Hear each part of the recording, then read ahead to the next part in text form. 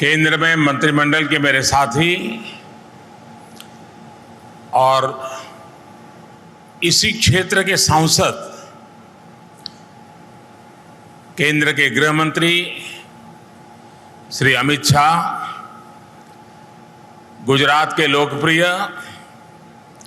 मृदु एवं मक्कम मुख्यमंत्री श्री भूपेंद्र भाई पटेल, राष्ट्रीय सुरक्षा सलाहकार श्री अजीत डोभाल जी, संसद में मेरे साथी Shri CR Patil, in space के चेयरमैन पवन गोयनका जी, स्पेस विभाग के सचिव Shri S Somanathan ji,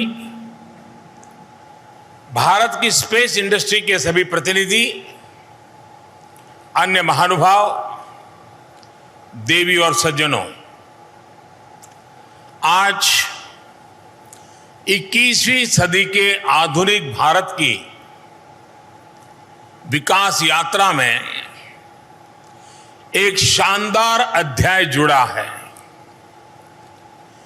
Indian National Space Promotion and Authorisation Centre यानी इन स्पेस के हेडक्वार्टर के लिए सभी देशवासियों को और विशेष करके साइंटिफिक कम्युनिटी को मैं बहुत बहुत बधाई देता हूं। आजकल हम देखते हैं कि सोशल मीडिया पर युवाओं को कुछ एक्साइटिंग या इंटरेस्टिंग पोस्ट करना होता है तो उससे पहले वो अलर्ट करते हैं और अलर्ट में मैसेजिंग करते हैं, watch this space, watch this space. Bharat की स्पेस इंडस्ट्रीज के लिए इन स्पेस का लॉन्च होना वॉच दिस स्पेस मोमेंट की तरह ही है। इन स्पेस भारत के युवाओं को, भारत के बेस्ट साइंटिफिक माइंड्स को अपने टैलेंट दिखाने का एक अभूतपूर्व अवसर है। चाहे वो सरकार में काम कर रहे हो या सेक्टर में, इन स्पेस सभी के लिए बेहतरीन अवसर लेकर के आया है। इन स्पेस में भारत की स्पेस इंडस्ट्रीज में क्रांति लाने की बहुत क्षमता है और इसलिए मैं आज जरूर इस बात को कहूंगा कि watch this space. IN space is for space, IN space is for pace, IN space is for ace. साथियों, दशकों तक भारत में स्पेस सेक्टर से जुड़ी प्राइवेट इंडस्ट्री को सिर्फ वेंडर के तौर पर ही देखा गया। सरकार ही सारे स्पेस मिशन और प्रोजेक्ट्स पर काम करती थी। हमारे प्राइवेट सेक्टर वाले लोगों से जरूरत के हिसाब से बस कुछ पार्ट्स और इक्विपमेंट्स ले लिए जाते थे। प्राइवेट सेक्टर को सिर्फ वेंडर बना देने की वजह से उसके सामने आगे बढ़ने के रास्ते हमेशा अवरुद्ध रहे। एक दीवार खड़ी रही जो सरकारी व्यवस्था में नहीं है, भले ही वो कोई वैज्ञानिक हो या फिर कोई युवा, वो स्पेस सेक्टर से जुड़े अपने आइडियाज पर काम ही नहीं कर पाते थे। और इस सब में नुकसान किसका हो रहा था? नुकसान देश का हो रहा था। और इस बात गवाह है कि आखिर बिग आइडियाज ही तो विनर्स बनाते हैं। स्पेस सेक्टर में रिफॉर्म करके उसे सारी बंदिशों से आजाद करके इन स्पेस के माध्यम से प्राइवेट इंडस्ट्री को भी सपोर्ट करके देश आज विनर्स बनाने का अभियान शुरू कर रहा है। आज प्राइवेट सेक्टर सिर्फ वेंडर बनकर नहीं रहेगा, बल्कि स्पेस सेक्टर में बिग विनर्स की भूमिका निभाएगा। भारत के सरकारी स्पेस संस्थानों का सामर्थ्य और भारत के प्राइवेट सेक्टर का पैशन जब एक साथ जुड़ेगा तो उसके लिए आसमान भी कम पड़ेगा। Even sky is not the limit.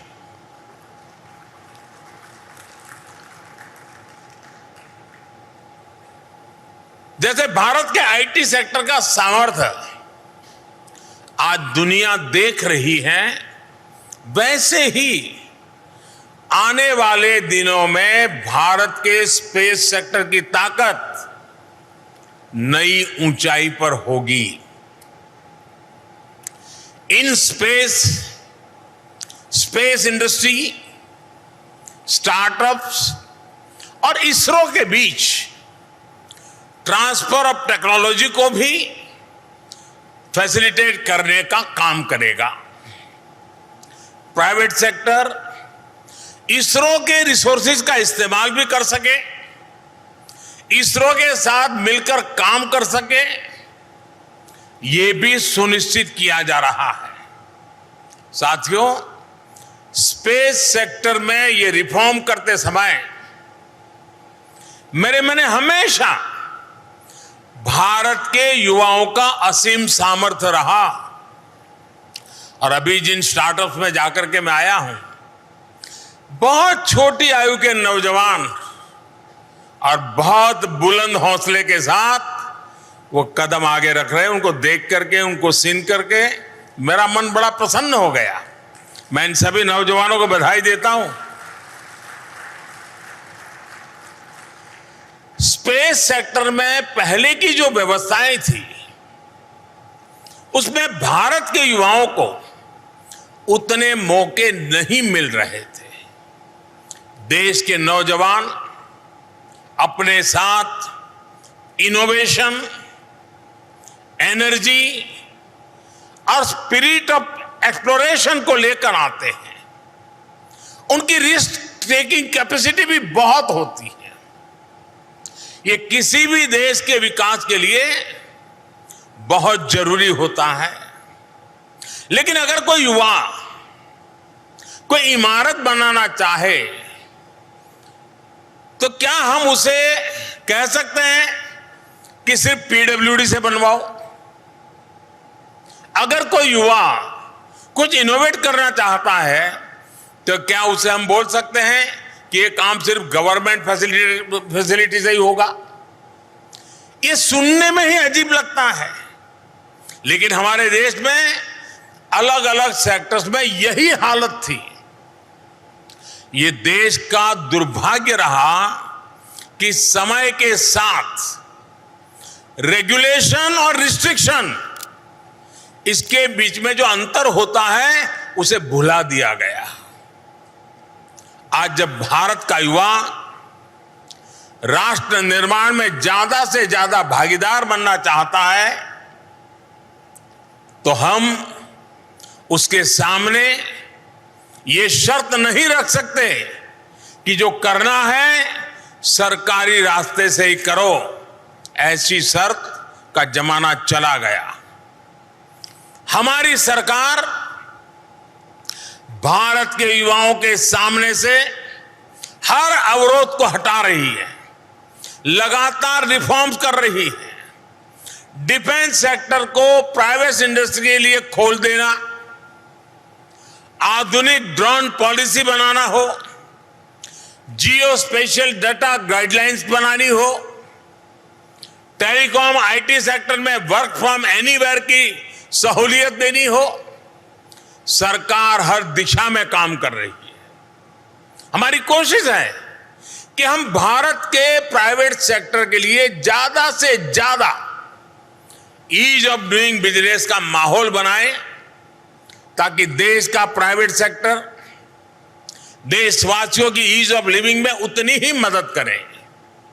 साथियों, यहां आने से पहले अभी मैं इन स्पेस की टेक्निकल लैब और क्लीन रूम भी देख रहा था। यहां सैटेलाइट्स के डिजाइन, फैब्रिकेशन, असेंबली, इंटीग्रेशन और टेस्टिंग के लिए आधुनिक उपकरण भारतीय कंपनियों के लिए उपलब्ध होंगे। यहां और भी कई आधुनिक फैसिलिटीज और इंफ्रास्ट्रक्चर तैयार किए जाएंगे जो स्पेस इंडस्ट्री का सामर्थ्य बढ़ाने में मदद करेगा। आज मुझे प्रदर्शनी एरिया को भी देखने, स्पेस इंडस्ट्री और स्पेस स्टार्टअप के लोगों से बात करने का भी मौका मिला। मुझे याद है जब हम स्पेस सेक्टर में रिफॉर्म कर रहे थे तो कुछ लोग आशंका जता रहे थे कि स्पेस इंडस्ट्री में कौन प्राइवेट प्लेयर आएगा, लेकिन आज स्पेस सेक्टर में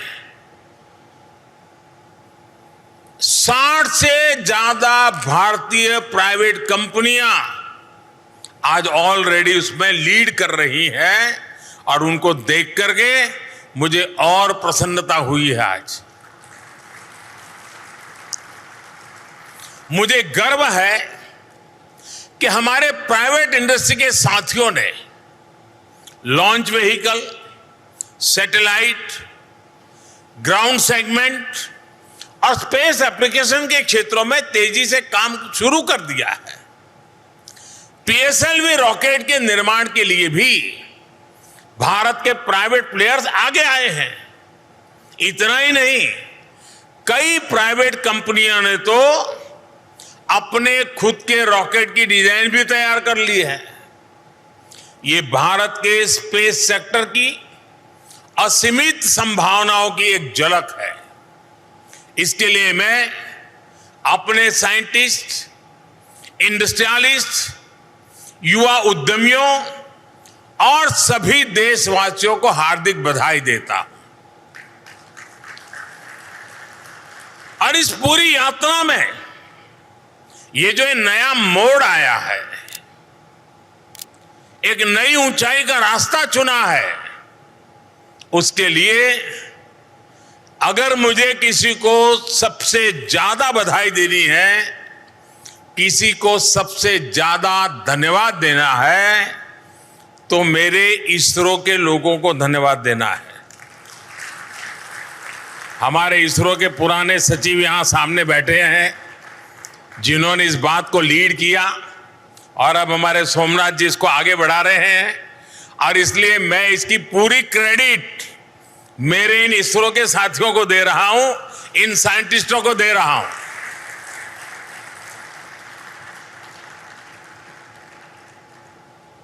ये छोटा निर्णय नहीं है दोस्तों, और ये स्टार्टअप वालों को पता है कि इतने महत्वपूर्ण निर्णय के कारण वो हिंदुस्तान को और दुनिया को क्या कुछ देने के लिए बुलंद हौसला रखते हैं। और इसलिए इसकी पूरी क्रेडिट इसरो को जाती है। उन्होंने इस काम में बढ़ चढ़ करके कदम उठाए हैं, चीजों को तेजी से आगे बढ़ाने के लिए उन्होंने कोशिश की है। और जहां अपनी ही मालिकी थी, वो कह रहे नहीं, आइए देश के नौजवान, ये आपका है, आप आगे बढ़िए। ये अपने आप में बहुत बड़ा क्रांतिकारी डिसीजन है। साथियों, हम इस समय अपनी आजादी के 75 साल का अमृत महोत्सव मना रहे हैं। आज भारत में हमारी जिन सफलताओं ने करोड़ों देशवासियों को प्रेरणा दी, उन्हें आत्मविश्वास दिया उनमें हमारी स्पेस उपलब्धियों का विशेष योगदान है। इसरो जब कोई रॉकेट लॉन्च करता है, कोई अभियान अंतरिक्ष में भेजता है, तो पूरा देश उससे जुड़ जाता है, गर्व महसूस करता है। देश उसके लिए प्रार्थनाएं करता है, और जब वो सफल होता है तो हर देशवासी आनंद, उमंग और गर्व से उसकी अभिव्यक्ति करता है, और उस सफलता को हिंदुस्तान का हर नागरिक खुद की सफलता मानता है। और अगर कहीं कुछ अनहोनी हो जाए, अकल्पनीय हो गया, तो भी देश अपने वैज्ञानिकों के साथ खड़े होकर उनका हौसला बढ़ाता है। कोई साइंटिस्ट है या किसान मजदूर है, विज्ञान की तकनीकियों को समझता है या नहीं समझता है, इन सब से ऊपर हमारा स्पेस मिशन देश के जन गण के मन का मिशन बन जाता है। मिशन चंद्रयान के दौरान हमने भारत की इस भावनात्मक एकजुटता को देखा था। भारत का अंतरिक्ष अभियान एक तरह से आत्मनिर्भर भारत की सबसे बड़ी पहचान रहा है। अब जब इस अभियान को भारत के प्राइवेट सेक्टर की ताकत मिलेगी, तो उसकी शक्ति कितनी ज्यादा बढ़ जाएगी, आप इसका अंदाजा लगा सकते हैं। साथियों, 21वीं सदी के इस समय में आपकी हमारी जिंदगी में हर रोज स्पेस टेक्नोलॉजी की भूमिका बढ़ती जा रही है। जितनी ज्यादा भूमिका, जितने ज्यादा एप्लीकेशन, उतनी ही ज्यादा संभावनाएं। 21वीं सदी में स्पेस टेक एक बड़े रिवॉल्यूशन का आधार बनने वाला है। स्पेस टेक अब केवल दूर स्पेस की नहीं, बल्कि हमारे पर्सनल स्पेस की टेक्नोलॉजी बनने जा रही है। सामान्य मानवी के जीवन में स्पेस टेक्नोलॉजी की जो भूमिका है, रोजमर्रा की जिंदगी में जिस तरह स्पेस टेक्नोलॉजी शामिल है, उसकी तरफ अक्सर हम लोगों का ध्यान नहीं जाता है। हम टीवी खोलते हैं, इतने सारे चैनल्स हमें उपलब्ध हैं, लेकिन बहुत कम लोगों को पता है कि ये सैटेलाइट की मदद से हो रहा है। कहीं आना जाना हो, ये देखना हो कि ट्रैफिक है या नहीं, शॉर्टेस्ट रास्ता कौन सा है, ये सब किसकी मदद से हो रहा है? सैटेलाइट की मदद से हो रहा है। अर्बन प्लानिंग के इतने काम हैं, कहीं रोड बन रहे हैं, कहीं ब्रिज बन रहे हैं, कहीं स्कूल, कहीं अस्पताल बन रहे हैं, कहीं ग्राउंड वाटर टेबल चेक करना है, इंफ्रा प्रोजेक्ट की मॉनिटरिंग करनी है। ये सारे काम सैटेलाइट की मदद से हो रहे हैं। हमारे जो कोस्टल एरियाज हैं, उनकी प्लानिंग के लिए, उनके डेवलपमेंट में भी स्पेस टेक्नोलॉजी की बड़ी भूमिका है। समुद्र में जाने वाले मछुआरों को भी सैटेलाइट के जरिए फिशिंग और समुद्री तूफानों की जानकारी पहले से मिल जाती है। आज बारिश के जो अनुमान आ रहे हैं और करीब करीब सही निकल रहे हैं, उसी प्रकार से जब साइक्लोन आता है, एग्जैक्ट उसका फॉल पॉइंट क्या होगा, किस दिशा में जाएगा, कितने घंटे, कितने मिनट पर वो फॉल करेगा, ये सारी बारीकियां सैटेलाइट की मदद से मिल रही है। इतना ही नहीं, एग्रीकल्चर सेक्टर में चाहे फसल बीमा योजना हो, सॉइल हेल्थ कार्ड का अभियान हो, सभी में स्पेस टेक्नोलॉजी का इस्तेमाल हो रहा है।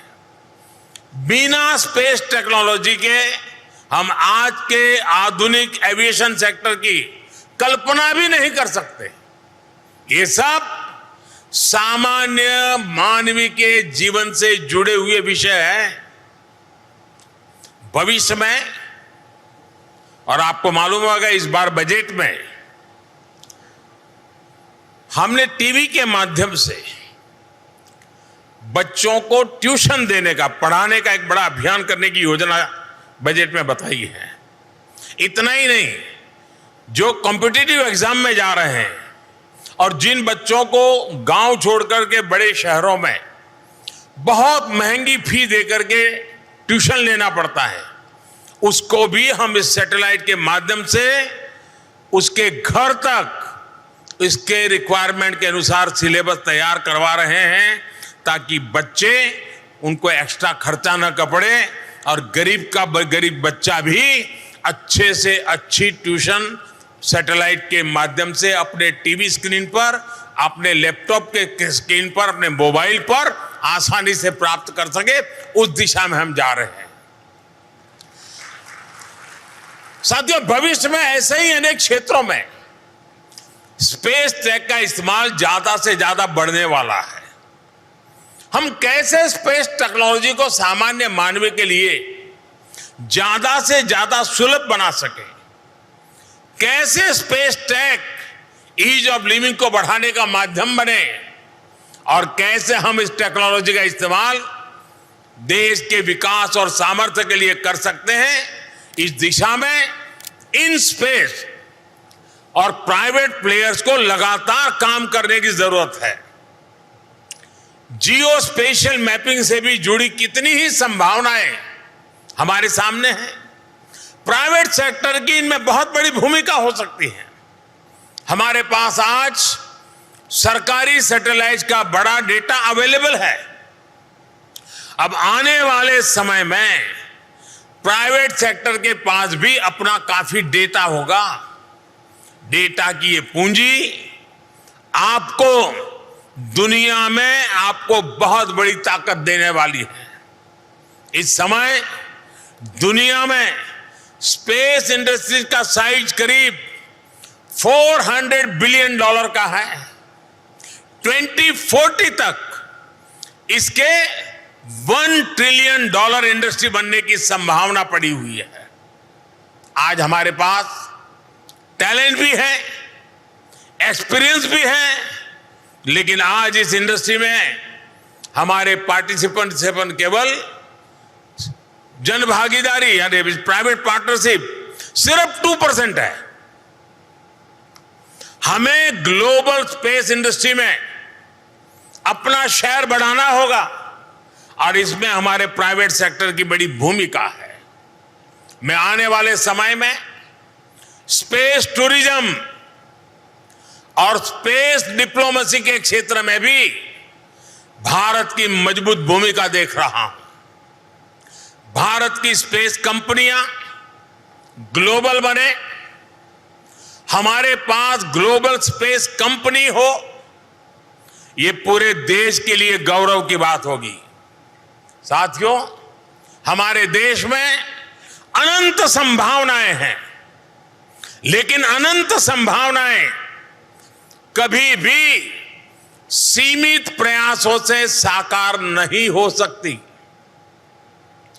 मैं आपको आश्वस्त करता हूं, देश के नौजवानों को आश्वस्त करता हूं, साइंटिफिक टेम्परामेंट वाले, रिस्क टेकिंग कैपेसिटी वाले नौजवानों को आश्वस्त करना चाहता हूं कि स्पेस सेक्टर में रिफॉर्म का यह सिलसिला आगे भी अनवरत जारी रहेगा।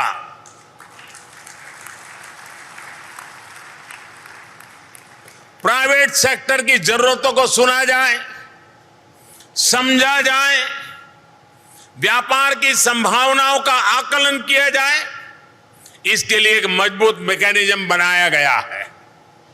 इन स्पेस इस दिशा में प्राइवेट सेक्टर की सभी जरूरतों को पूरा करने के लिए एक single window independent nodal agency के रूप में काम करेगा। सरकारी कंपनियां, स्पेस इंडस्ट्रीज, स्टार्टअप्स और इंस्टीट्यूट्स के बीच सामंजस्य के साथ आगे बढ़ने के लिए भारत नई भारतीय अंतरिक्ष नीति पर भी काम कर रहा है। हम स्पेस सेक्टर में ईज ऑफ डूइंग बिजनेस को बढ़ावा देने के लिए भी जल्द ही एक पॉलिसी लेकर आने वाले हैं। साथियों, मानवता का भविष्य, उसका विकास आने वाले दिनों में दो ऐसे क्षेत्र हैं जो सबसे ज्यादा प्रभावी होने वाले हैं। हम जितना जल्दी उसको एक्सप्लोर करेंगे, दुनिया की स्पर्धा में हम देरी किए बिना जितने आगे बढ़ेंगे, हम परिस्थितियों को लीड भी कर पा सकते हैं, कंट्रोल भी कर सकते हैं। और वो दो क्षेत्र हैं, एक है स्पेस, दूसरा है सी, समंदर। ये बहुत बड़ी ताकत बनने वाले हैं और आज हम नीतियों के द्वारा उन सबको एड्रेस करने का प्रयास कर रहे हैं और देश के नौजवानों को इसके साथ जुड़ने के लिए प्रोत्साहित कर रहे हैं। स्पेस के लिए हमारे युवाओं में, खास करके स्टूडेंट्स में जो क्यूरियोसिटी हो, वो भारत के स्पेस इंडस्ट्री के विकास के लिए बहुत बड़ी ताकत होती है। इसलिए हमारा प्रयास है कि देश में बनी हजारों अटल टिंकरिंग लैब्स में स्टूडेंट्स को स्पेस से जुड़े विषयों से निरंतर परिचित कराया जाए, उन्हें अपडेट रखा जाए। मैं देश के स्कूलों और कॉलेजों को भी आग्रह करूंगा कि वो अपने विद्यार्थियों को स्पेस से जुड़ी भारतीय संस्थाओं और कंपनियों के बारे में बताएं, उनकी लैब्स की विजिट कराएं। इस सेक्टर में जिस तरह लगातार भारतीय प्राइवेट कंपनियों की संख्या बढ़ रही है, उससे भी इन्हें मदद मिलने वाली है। आपको ध्यान होगा कि भारत में पहले, मुझे मालूम नहीं ऐसा क्यों था, लेकिन था, मुझे ये दायित्व मिला उसके पहले स्थिति ये थी कि जब सैटेलाइट लॉन्च होता था तो उस पूरे क्षेत्र में किसी को एंट्री नहीं होती थी और हम जैसे जो नेता लोग होते हैं उनको वीआईपी की तरह वहां 12-15 लोगों को इनवाइट करके दिखाया जाता था कि एक सैटेलाइट लॉन्च हो रहा है और हम भी बड़े उत्साह के साथ देख रहे थे। लेकिन मेरी सोच अलग है, मेरा काम करने का तरीका अलग है। जब मैं पहली बार वहां प्रधानमंत्री के रूप में गया तो हमने एक निर्णय किया था। हमने देखा है कि देश के छात्रों में दिलचस्पी है, क्यूरियोसिटी है और उस बात को ध्यान में रखते हुए जहां से हमारे सैटेलाइट लॉन्च होते हैं वो श्रीहरिकोटा में हमने एक बहुत बड़ी लॉन्च देखने की, जब सैटेलाइट जाता है उसको देखने के लिए व्यू गैलरी का निर्माण किया है और कोई भी नागरिक, कोई भी स्कूल का विद्यार्थी भी इस कार्यक्रम को देख सकता है और बैठने की व्यवस्था भी छोटी नहीं है। 10,000 लोग बैठ करके इस सैटेलाइट लॉन्च को देख सके, इसका प्रबंध किया है। चीजें छोटी लगती हैं लेकिन भारत के जीवन पर इसका बहुत बड़ा प्रभाव हो रहा है। साथियों, इन स्पेस हेडक्वार्टर का लोकार्पण आज हो रहा है, एक प्रकार से गतिविधि का केंद्र बनता जा रहा है।